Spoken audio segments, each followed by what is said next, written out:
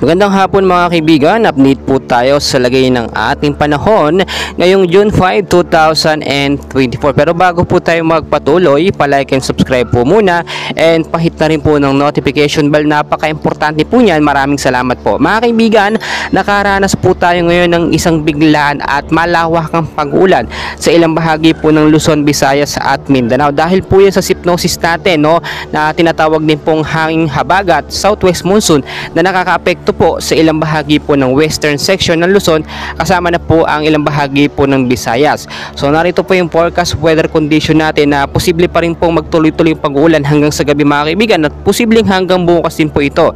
Makinig po kayo mabuti mga kaibigan sa area po ng Metro Manila, Ilocos region, Cordillera Administrative Region, kasama na rin po ang ilang bahagi po ng Zambales mga kaibigan, kasama na rin po dito mga kaibigan ng Bataan, Tarlac, Pampanga, Bulacan, Calabarzon, Mima, Ropa at Western Visayas.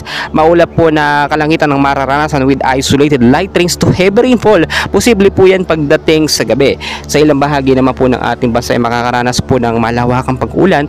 Ito po dulot naman po ng localized thunderstorm na ating binabantayan. Isolated rain showers or thunderstorm po pwedeng maranasan pagdating naman po sa may bandang. As of now po mga kaibigan, wala pa naman po tayong binabantayan na bagyo or typhoon, low pressure area sa loob at labas ng Philippine Area of Responsibility. Pero hindi po natin inaalis yung mga posibilidad, ilang araw po simula ngayon, within 24 to 48 hours ay minomonitor po natin na posible po magkaroon ng sama ng panahon, dahil nga po once na pumasok po ang hanging habagat ay kasunod po nito ang sama ng panahon ng mga active low pressure area or bagyo din pa sa may bandang North Luzon mga kaibigan. Minsan nanggagaling naman po ito sa may bandang Silangang Mindanao. So mga kaibigan, kung titignan nyo po mabuti, inaasahan din and ayon din po sa pag-asa, posible pong isa hanggang dalawang bagyo po ang pumasok sa ating Philippine Area of Responsibility bago po matapos ang buwan ng Hunyo. At dahil nga po nasa rainy season tayo, ina-expect po na sunod-sunod po ang pag-uulan na ating mararanasan. Malamig na panahon na rin ang naranasan ngayong hapon,